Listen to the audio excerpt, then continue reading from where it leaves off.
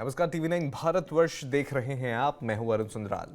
Reserve Bank of India ने एक बार फिर से रेपो रेट में 25 बेसिस पॉइंट की कटौती कर दी है। अब रेपो रेट 5.25% तक आ गया है। ये इस साल की चौथी कटौती है और कुल मिलाकर 1.25% की कमी हो चुकी है। अब रेपो रेट वो ब्याज दर है जिस पर आरबीआई बैंकों को पैसा उधार देता है। जब आरबीआई ये रेट घटाता है तो बैंकों को सस्ते में पैसा मिलता है। बैंक ये फायदा अपने ग्राहकों तक पहुंचाते हैं। रेपो रेट कम होने से आने वाले दिनों में होम लोन से लेकर ऑटो लोन तक सबकी ईएमआई प्रभावित होती है। आपकी जेब पर कितना असर पड़ेगा? एफडी पर क्या होगा असर? क्या रियल एस्टेट और ऑटो सेक्टर में तेजी आएगी?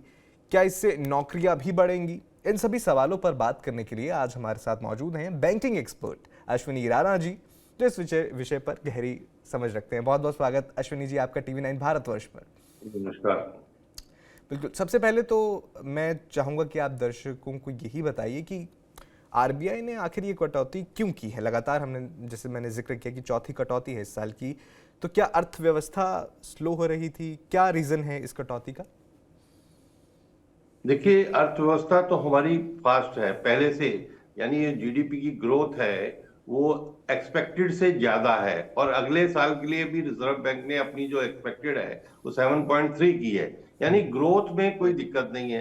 महंगाई जो स्तर आरबीआई चाहता है 4% का, उससे नीचे है, यानी वो दोनों है। लेकिन फिर भी क्या होता है, इकोनॉमी को और बूस्ट करने के लिए और इनफ्लो को बढ़ाने के लिए, बैंकों को पैसा और प्रोवाइड करवाने के लिए वो समय समय पर रेट कट करता है। तो वही रेट जो है इस साल में, जैसे आपने बताया कि चौथी बार हो गया और 1.25% अभी तक ये कट इस साल में कर चुका है।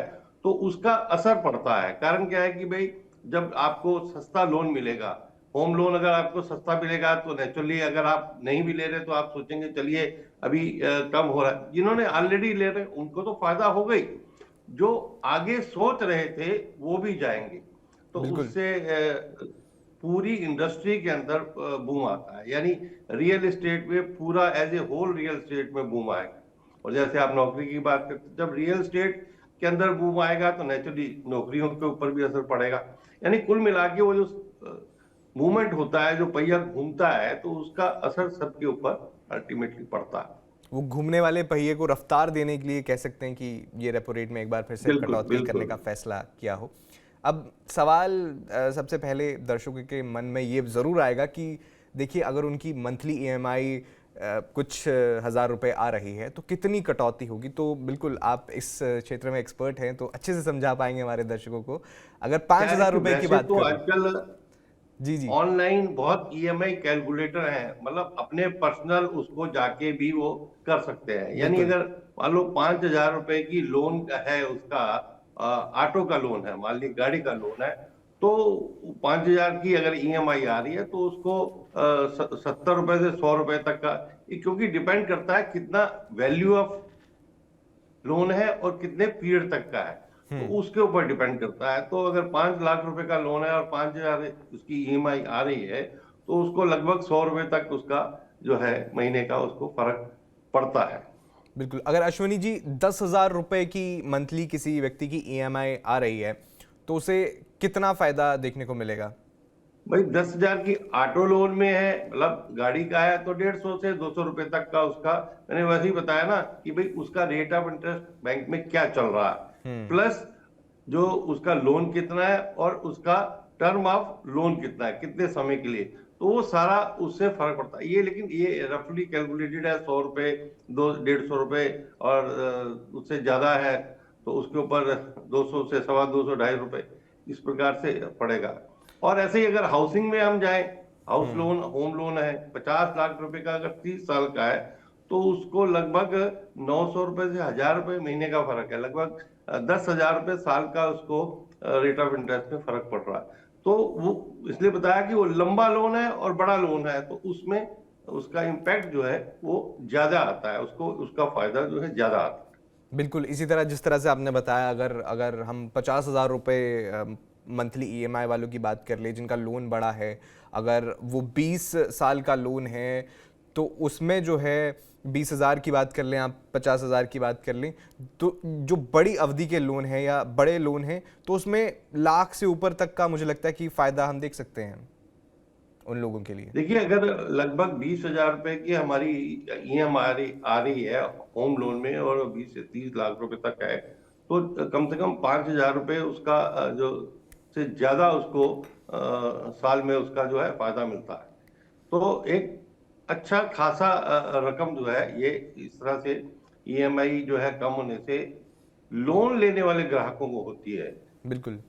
लेकिन इसका जो फायदा है वो तभी अगर होगा आपको कि आपने जो अपना लोन है वो रेपो रेट लिंक यानी फ्लेक्सी पर लिया हुआ है कि जैसे जी। जैसे रेट ऑफ इंटरेस्ट चेंज होता है और उसका प्रभाव आपको पड़ता है। अगर आपने कोई हाउसिंग लोन ले रखा है और फिक्स्ड रेट ऑफ इंटरेस्ट पे ले रखा है तो फिर आपको इस कट का जो है वो बेनिफिट नहीं मिलता। बैंक अगर चाहे तो अपना रेट कट करना चाहे एज ए होल तो वो आपको बेनिफिट देगा, लेकिन अगर फ्लेक्सी लोन नहीं है रेट ऑफ इंटरेस्ट का तो फिर आपको ये बेनिफिट नहीं मिलता।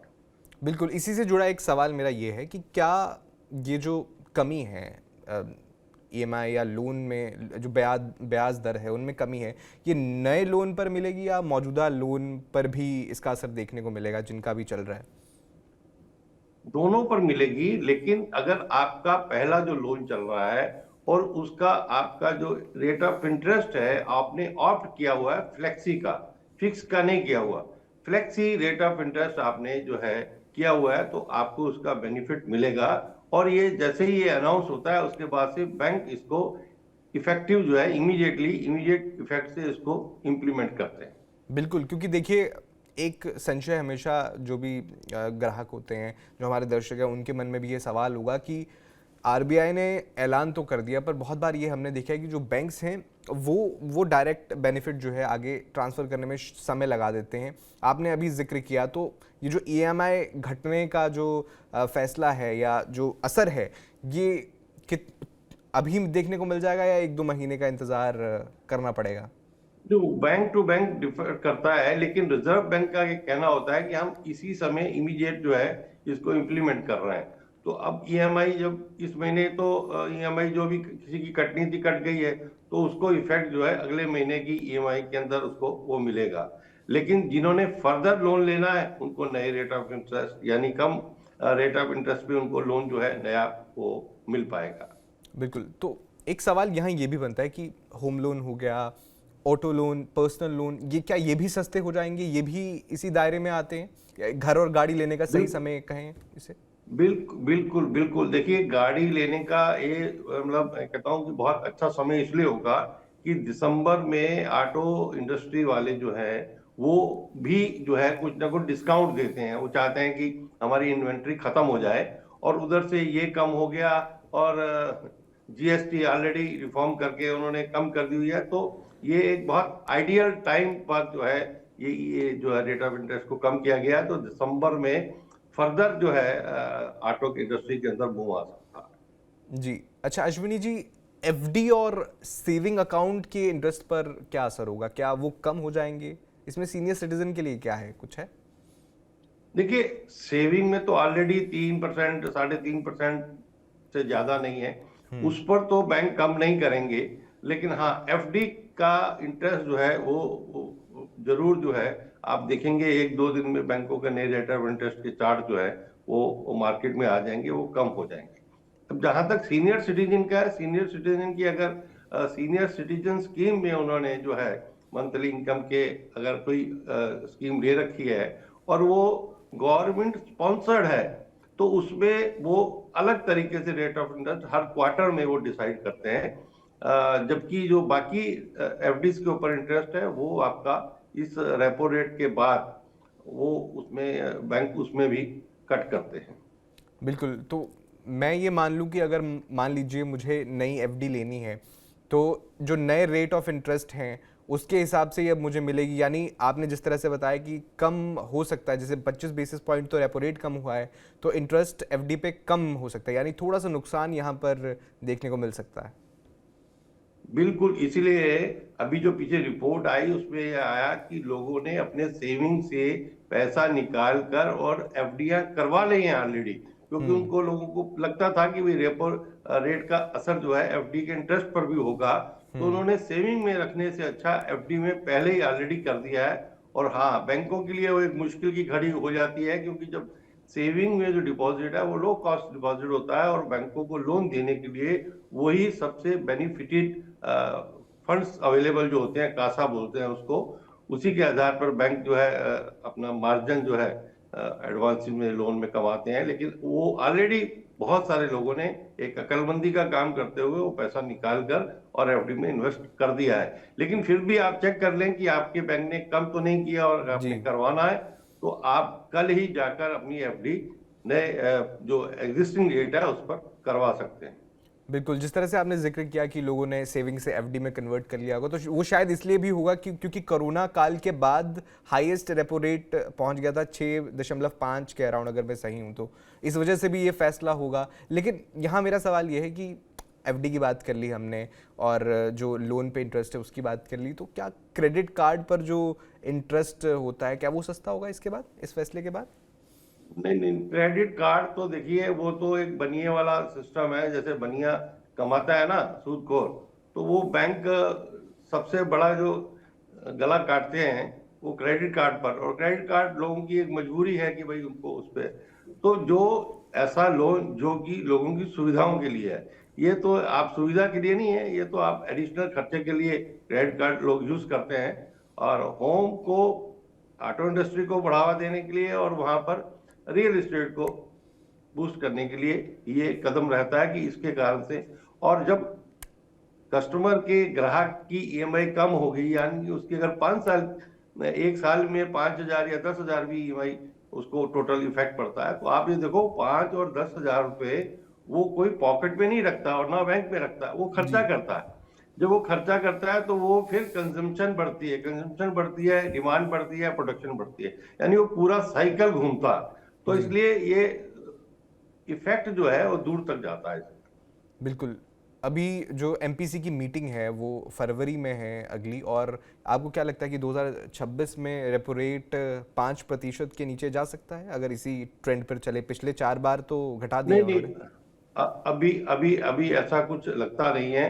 हाँ, उस समय 2 या 3 महीनों में विश्व में मार्केट में क्या परिस्थितियां रहेंगी, कारण क्या है कि ये डिपेंड करता है कि मार्केट में क्या परिस्थितियां हैं, इकोनॉमी के ऊपर क्या असर हो रहा है, या कुछ और जो है मोबिलिटी देनी है और इन्फ्लो करना है, तो उसके ऊपर डिपेंड करेगा। लेकिन अब लगता नहीं है कि फर्दर जो है आरबीआई रेट कट जो है वो करेगा, क्योंकि उसका असर डिपॉजिट पर भी पड़ता है। बिल्कुल। ये जो आरबीआई की ओर से रेपो रेट कम किया गया है, छोटे बिजनेस लोन, एमएसएमई, इन पर क्या असर होता देख रहे हैं आप इसका? देखिए, ये उससे लिंक्ड नहीं होते। हम्म। वो जो उसके जो बाकी लोन है वो फिक्स्ड लोन है, मतलब वो उसके ऊपर ये इसका असर नहीं होता। जी। हाँ, बैंक अगर चाहें तो वो समय समय पर कुछ ना कुछ 0.10% इस प्रकार से ऊपर नीचे लोगों को देते रहते हैं। और सरकार का भी जब एक फोकस रहता है कि भाई एमएसएमई को थोड़ा बढ़ावा देना है, उनको कॉस्ट उनकी कम करनी है, तो उस समय बैंक जो है वो इस तरह की लोगों को पास करते हैं बेनिफिट। लेकिन इस रेपो रेट के उससे वो कंसर्न नहीं रहता। जी। जिस तरह से हमने शुरुआत में ही जिक्र किया कि होम लोन जो है, नए होम लोन अगर वो लेंगे तो कम इंटरेस्ट रेट पर मिलेगा, इससे रियल एस्टेट सेक्टर को भी बूम मिलता हुआ देख रहे हैं? बिल्कुल मिलेगा ना। देखिए, जब एक डिमांड बढ़ेगी रियल एस्टेट में, जो अगर जो मकान खरीदना चाहता था वो वेट कर रहा था कि और थोड़ा सा कम हो जाए और थोड़ा सा कम हो जाए, वो होगा। जब डिमांड बढ़ेगी तो रियल एस्टेट में मल्टीपल उसका इफेक्ट आएगा। यानी कोई मकान जो बिल्डर बना रहा है उसके अंदर जो जो चीजें लग रही हैं, जो लेबर लग रही है, लेबर की डिमांड बढ़ेगी, बाकी जो मटेरियल है उसकी डिमांड बढ़ेगी, तो as a whole real estate पूरा जो है वो ग्रो करेगा और उसके अंदर एक नई मूवमेंट आएगी।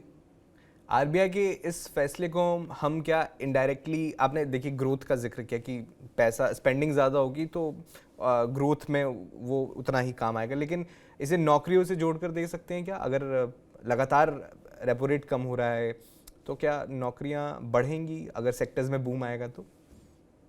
बिल्कुल नौकरी फटती है ना। अब आप देखिए कि जब जीएसटी का कम किया गया तो ऑटो इंडस्ट्री में जो जो कंपनीज थी उनकी प्रोडक्शन बढ़ी है, उनकी डिमांड बढ़ी है। अगर वो शोरूम है तो शोरूम पर जहां पहले उन्होंने 2 या 3 का स्टाफ रखा हुआ था, अब उन्होंने ज्यादा रखा क्योंकि ज्यादा उसकी इंक्वायरी आ रही है। तो रियल एस्टेट में भी वैसे ही लेबर की डिमांड बढ़ेगी, आरटी सेक्टर हो, सभी जो भी एरिया है उसका।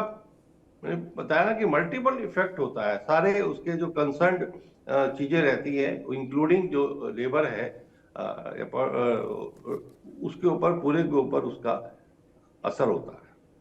बिल्कुल। आपसे एक थोड़ा ऑफ टॉपिक सवाल पूछना चाहूँगा, क्योंकि देखिए पिछले कुछ दिनों में ये बहुत खबरें वायरल हो रही थी कि जो ईपीएफओ, ईपीएस 95 के तहत जो प्राइवेट कर्मचारियों को पेंशन मिलती है, क्या उसमें बढ़ोतरी हो जाएगी? कहा तो ये भी जा रहा था कि 7500 रुपीज़ जो है पेंशन, 1000 से 7500 रुपीज़ ये पेंशन मिलने लगेगी। एक प्राइवेट एम्प्लॉय को 7500 रुपीज़ पेंशन पाने के लिए क्या करना चाहिए? नहीं, लेकिन अभी वो सरकार ने डिसीजन नहीं लिया है उसका। तो हम्म। वो एक मतलब मैं कह रहा हूँ कि बहुत बड़ा वर्ग है जिसकी एक्सपेक्टेशन जो थी वो, उसको सरकार ने नकारा है। और 2500 रुपये तक भी करने के लिए सरकार ने अभी फैसला नहीं किया। तो एक वो उन लोगों के लिए एक जो है मुश्किल समय है। जी। ये जो रेपो रेट का फैसला है, आप देखिए अभी हाल ही में जीडीपी अनुमान आया था, आरबीआई ने भी अपना जो स्टांस है पॉलिसी पर न्यूट्रल रखा है। रेपो रेट के अलावा जो फैसले मॉनेटरी पॉलिसी मीटिंग में हुए, उनको आप किस तरह से देखते हैं? आपका उस पर क्या विचार है? नहीं, है कि अभी आरबीआई जो भी फैसले ले रही है वो इकोनॉमी को ध्यान में रखते हुए, वहीं ग्राहकों की सुविधा के लिए, ग्राहकों के लिए भी बैंकों को उन्होंने कहा है कि भाई उनकी सुविधाएं वो ज्यादा उनको मिले, उसका जो रिड्रेसल है वो भी समय पर हो। यानी जी। रिजर्व बैंक क्योंकि ये हर 3 महीने के बाद हो रहा है, 2 महीने के बाद हो रहा है, इसके तो इसके कारण से वो जो भी उस पीरियड में आरबीआई को लगता है तो उसको अपनी पॉलिसी मीटिंग में जो है वो रिड्रेस करने की कोशिश करते हैं, ताकि देश की जो अर्थव्यवस्था है उसकी स्पीड बढ़ी रहे, महंगाई जो है वो कम रहे, और लोगों को उसका जो भी वो डिसीजंस हैं उनका जो बेनिफिट है वो भी पास होता रहे। तो ये उनका कंटिन्यू प्रोसेस है। हाँ, ये मीटिंग जो पर्टिकुलर होती है वो डिसीजन लेने के लिए होती है कि ये मुद्दे पिछले 2 महीने में दिखे हैं, तो इनके ऊपर जो है डिसीजन लेकर डिस्कशन करके वो इम्प्लीमेंटेशन की जाती है।